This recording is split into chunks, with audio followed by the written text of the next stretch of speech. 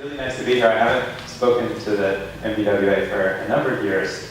A while ago I did, but I think it's probably a different board now, and having Judy here is really neat. We worked with Judy for years in the Bay, so it's special to be here again. And I also want to mention I'm going to co-present with my colleague Erica Spotswood at SFEI, who's a lead scientist there and a applied ecologist with a background in resilience and urban biodiversity, and really the lead on this study we'll be talking about. So it's going to be me, then her, then I'm going to close it. So you have a lively sequence there. And so we're going to introduce this term, which perhaps you are familiar with or not. The first word up here, re-oaking.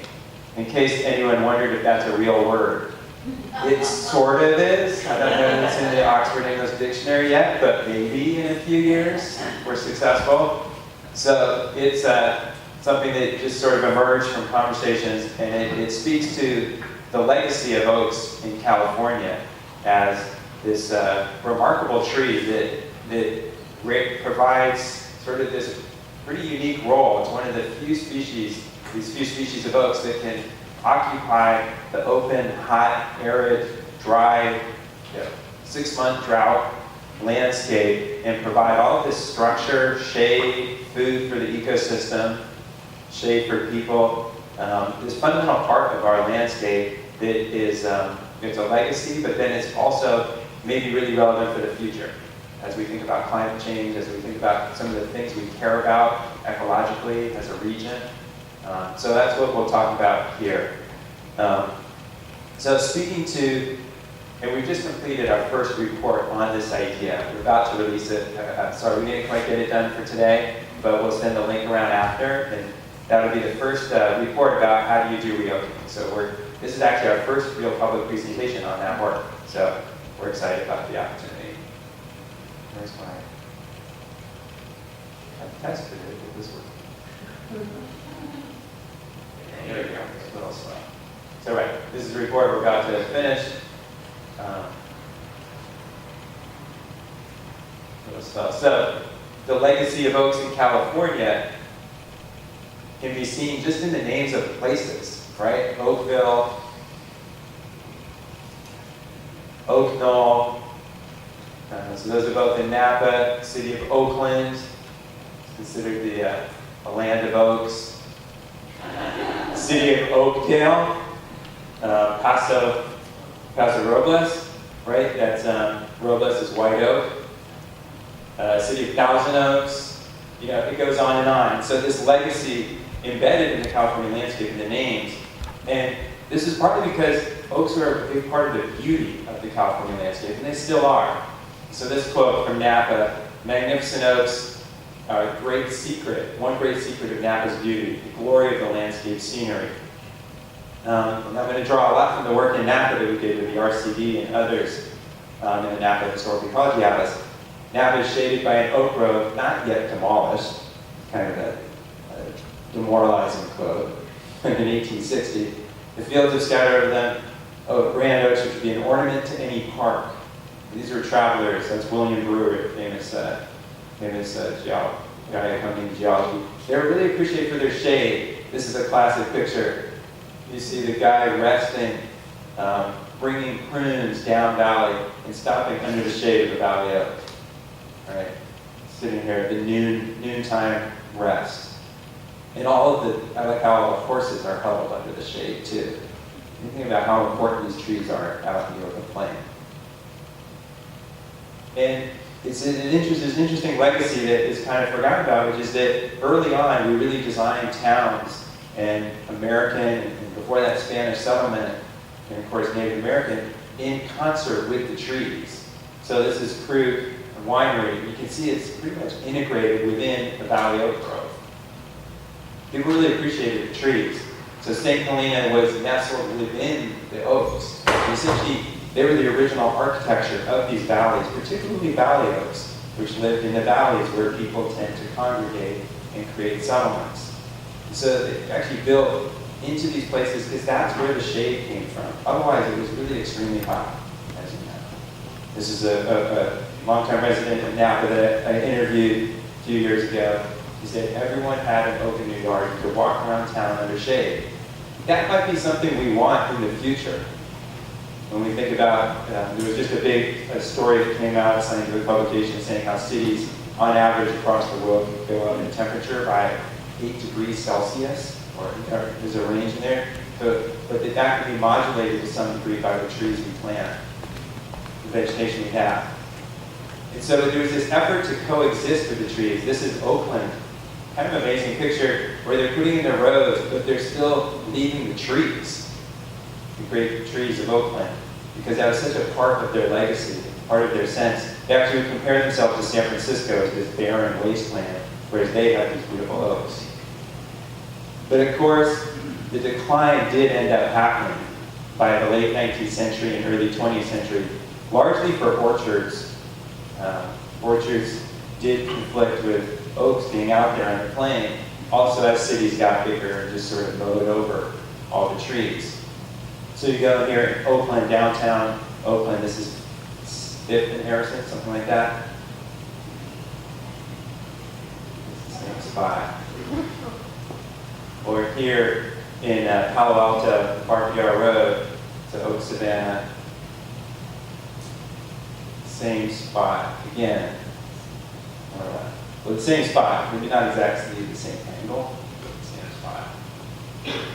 So we lost much of this legacy, and especially, it's interesting, especially some of the more rare oaks, like valley oaks, the ones that occupy the lowlands, because that's where agriculture and cities have been. But that's a really key species for the ecosystem, right? These oaks support, as Erica will talk about, an incredible number of species. So if there's one thing we can do to maintain the California ecosystem into the future, it's oaks as a foundation for so many species. But then it's also interesting, they're so drought tolerant. Much of what we've planted in cities or alongside roads, you see all the redwoods struggling with the drought. We planted a lot of trees, we grabbed a lot of trees from the East Coast because a lot of us like the color, like the maples, the pears, the cherries. Those are probably not the trees from the second half of the century in California. Ironically, these native trees, which continue south almost to Mexico, where it's a lot hotter, may be more appropriate and also more culturally relevant to our landscape. So we've studied this in a few different places, and the story is the same. You know, a dramatic decline at the turn of the century as orchards, agriculture expands, and then kind of a continued attrition in the 20th century of just sort of gradual loss. The bigger trees, you see that. There's big trees kept, they eventually die or are cut down, and then not much is being planted to replace them. But our idea is that doesn't really have to happen, particularly because while there's actually plenty of room for these trees if we design it properly. So that's where I'll hand it over to Erica. Okay, so Robin gave us a really nice background on sort of the history of the landscape transformation and the history of oaks in Napa and elsewhere in the state. But how do we move from reconstructing that history to how things are functioning now, and how do we build on that information to envision a future that is better than the present, to envision a future that reincorporates, that is ecologically resilient and reincorporates some of the ecosystem functionality that was there before large-scale landscape transformation. So this process of reconstructing history, assessing change over time, how things have changed from the past to the present, and then using that change to inform the future, and envision a more ecologically resilient future, is the process that we go through in the Resilient Landscapes program at the San Francisco Estuary Institute. So I'm going to use re-oaking as sort of a model system to walk you through how we've done this in this Re-oaking Silicon Valley report. So to start us off, I'm just going to tell you a little bit about what we mean by landscape resilience. So when we say landscape resilience, we're talking about landscapes that can support that biodiversity, that can persist and recover from disturbance, and can transform and shift as the climate is changing. And we all know the climate is shifting beneath our feet, and we're headed for a future that's different from the present. So this brings us to two important questions that we're really grappling with across a variety of different projects within the Re-oaking project as well. First is how can working landscapes in cities and agricultural areas and rangelands contribute to regional resilience. So we typically think about urban areas as the kind of the barren wastelands on the valley floor, and then in the hills we have conservation organizations that are trying to protect and conserve these areas that are adjacent to cities and adjacent to agriculture in the valley floor. But what would be better is if we could get those working landscapes to contribute to the regional resilience, so that what we were doing in cities and what we were doing in agriculture could buffer the activities of conservation groups in the hills that are surrounding our cities. So the second question is, can we make these activities that are more ecologically resilient that can benefit both people and biodiversity, so that we're building something that's good for both us and for biodiversity, wildlife, and resilience for the future. So this, going back to Ryoki Silicon Valley, this report, so we're thinking about all of these ideas within the report. So as Robin mentioned, we're focusing on Silicon Valley, but the Ryoking idea is really pretty broadly applicable because there are many cities across the state that lost oak woodlands over time. This is a story that's pretty common. And so we're assessing these ideas in Silicon Valley, but thinking more broadly about how we could apply them in other places. So the story that Robin told about the transformation and the loss of oak woodlands in Napa is also happens in Silicon Valley. So this is a map of Silicon Valley with the historical ecology layer on top that SFEI has developed. And what you can see is that there's a really large area of oak savanna and oak woodland on the valley floor, adjacent to the tidal marsh and the wet meadows. So sort of nestled in between the hills and the bay. And that's what this landscape looks like today. It's, as we all know, a very highly urbanized valley. And as I mentioned, this story is duplicated across Silicon Valley and elsewhere in the state. This is a common thing that has happened. And we also know that cities were designed with little attention to natural processes, and that creates an opportunity for us. That means we can do better. We can think in a more holistic way about how to integrate the different values that we want and the different things that we want to promote, including biodiversity and resilience. And cities as they currently are now will not necessarily weather the coming changes easily. So this is just 3 examples of what we mean by that. So do I have a laser pointer? No. Okay. So on the left is stormwater runoff, so pavement doesn't capture rainwater really well, so the water is, it sounds like there's a lot of sanitary district people, so you guys already know this. Stormwater is an issue in cities. In the middle is a redwood. Redwoods are planted in a lot of places where they're not necessarily appropriate, and 4 years of drought has not been good for them. You can see how they're suffering in a lot of cities. And then on the right, cities across the country actually have the same set of sort of urban commensal species, the same set of pest species like pigeons and raccoons that are everywhere in cities. And cities could have more biodiversity. It's possible. Okay, so what we've done with Ryoking in Silicon Valley is building on the historical ecology that already had the reconstruction history piece. We asked how can we assess how this landscape has changed over time in order to envision better future landscapes. So focusing on the assessing change over time piece, what we did was to think about the ecological and physical processes of oak woodlands that supported biodiversity. And then we asked what can the urban landscape provide and what types of actions could make a difference. So some key characteristics of oak woodlands that are really important to think about is that these ecosystems had typically relatively low biodiversity. And when we say low, for example, they had many large trees, dead limbs, dead trees, leaf litter, and down logs would have all persisted with the tree. And that was really important for maintaining biodiversity. So the dead limbs could be excavated by cavity nesting birds. Other secondary cavity nesters could have then occupied those same holes that were created by woodpeckers. Those are 2 examples. The leaf litter encouraged nutrient cycling, creating islands of fertility under oak trees compared to the adjacent surrounding grassland.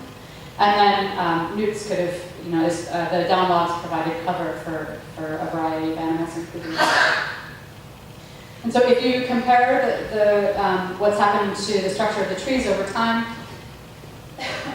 We looked at a historic database of trees from the 1850s and compared it to 2 data sets of oak trees and street trees in the current landscape.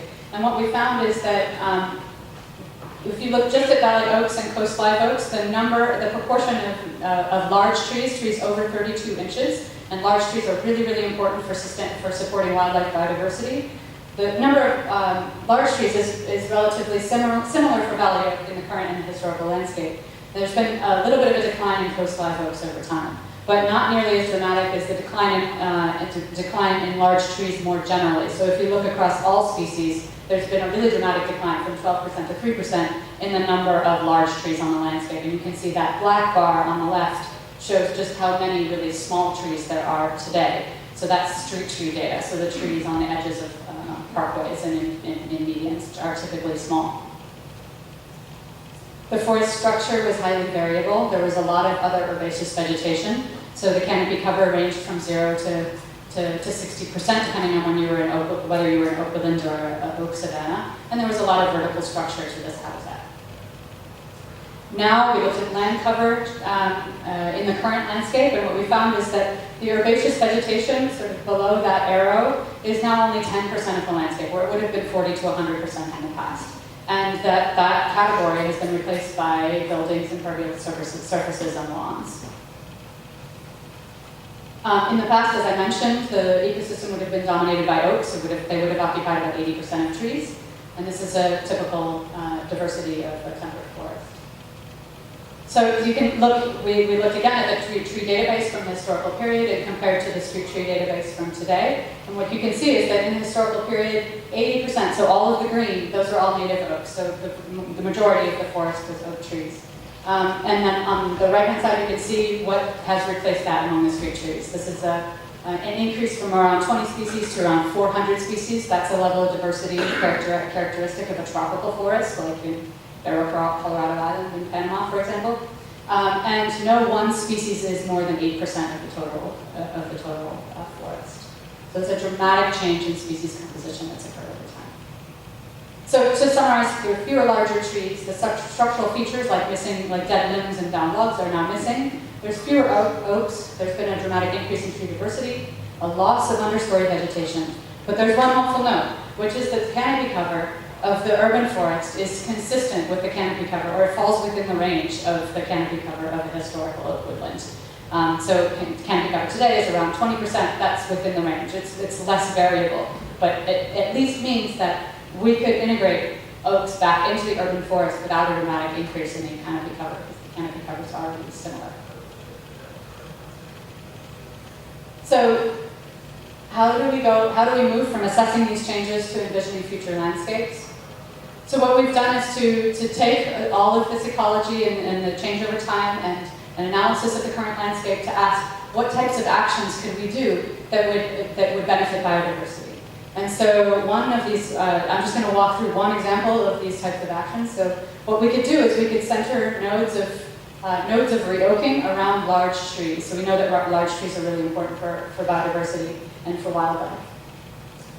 We could, within these nodes, we could also create linear strips of herbaceous vegetation that help butterflies move through these habitats.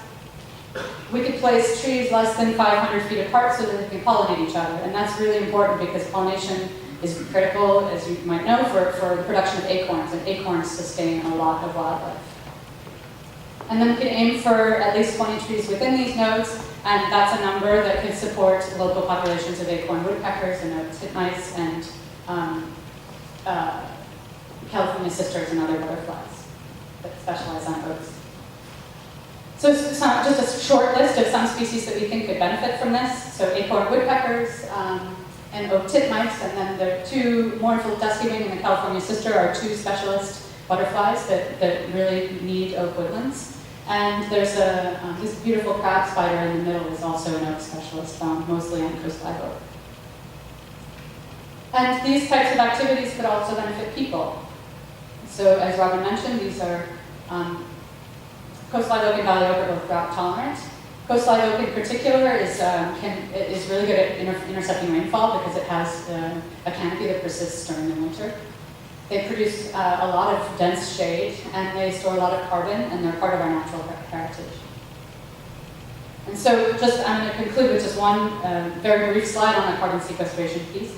So what we did was to use the CAL FIRE's carbon calculator to calculate the carbon sequestration potential of the 10 most common trees compared to coast live oak in the Silicon Valley urban forest. And what we found was that coast live oak comes in first if you look across, if you look at total carbon storage over the 45-year lifespan, typical lifespan of a street tree. It's followed closely by redwood, but everything else is much less. So with that, I'm going to turn it over to Robin to talk about next steps. Thanks. That there's a powerful idea here to draw on the natural heritage of our region, of our state, to creatively create the more resilient landscapes of the future. It would add resilience both for the ecosystem and for human communities. So while kind of building sense of place and drawing on the heritage of the region. But we're kind of early in this big idea. So we have this report that will come out that we'll share with you in a couple weeks. As you see, dives into the science of it, the ecology, and how you would approach this concept to actually be able to say this is going to make a positive difference to the ecosystem. So we're not just sort of throwing trees in randomly. We're actually trying to do urban forestry or planting in agricultural settings from an ecological basis, which is a lot of sort of the transition we need to make in the future in general, right? With our water systems and our ecosystems or our flood protection systems. So this is applying that to these other settings. So we have some of an ecological basis, but it's not yet a how-to or a plan or a strategy. So I want to note that I think people may expect to pick this up and they're like, okay, well, what should we do in Nevada? Or what should we do in Napa? It's not quite there yet. We need to take the science and translate it into regional application in real places. And how does that play out through programs? Through an urban forestry program, or through a voluntary vineyard, installation of trees, which also then provides shade for workers. So we need to make those bridges. So that's what I think is the next step. And we're really interested in working with partners here. We started talking with RCD, Friends of Napa River, and Sonoma RCD a little bit. We'd love to develop a partnership to maybe explore this idea further and start to make it more real in the North Bay. One aspect of that would obviously be we focused because there was interest in Silicon Valley from Google and some nonprofits and the water district to kind of get this idea rolling there, but that is much more urban, so you can see our thinking is more well developed for urban settings, but it could be applied to agricultural, rural, and you also do have urban settings. So the neat thing about the North Bay would be like a combination of the more diverse, heterogeneous landscape. How does that fit together?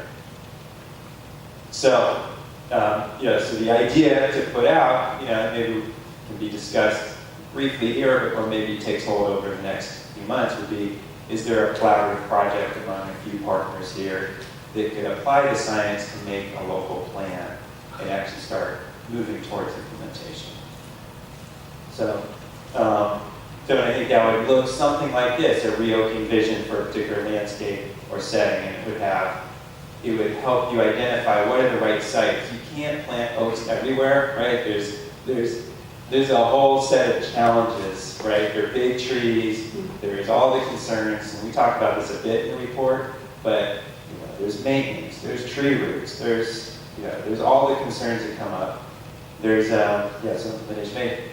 some places are good for shade in the summer, some places you need to keep sun.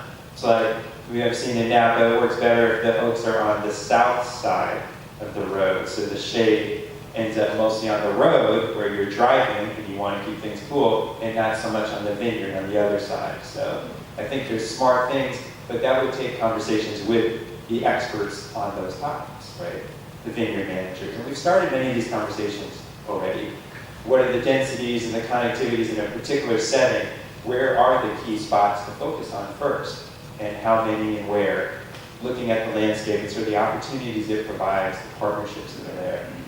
And then it's not just oaks, as Erica pointed out, it's variety of oaks, it's other trees, it's greenery trees for certain species. It's, you gotta think about the life cycle of these species. So, and there's great work to build on. I'm really proud and impressed with the work that Napa RCD and Friends of Napa River have done. We started the reoaking idea largely in Napa, and they've carried it forward and developed a really neat program on reoaking that has an educational component, a community-based component, an online mapping tool. So we actually, in different spots, have pulled together. We realized a lot of the elements of a fairly strong programmatic approach to this topic. We just haven't really put all the pieces together yet in the same place. But there are plenty of examples too as we look out there. This oak at Trefethen, to the point, this is my point on the southern side of the farm road, mostly covering, this is I call a linear oak savanna. It's got a nice mix, age, it's got old trees, young trees, there are acorn woodpeckers in the canopy. It's linear. It's shading the vines a little bit, but mostly just the road. Then in the cities, there's plenty of spots once you start looking around. So thank you much for your time.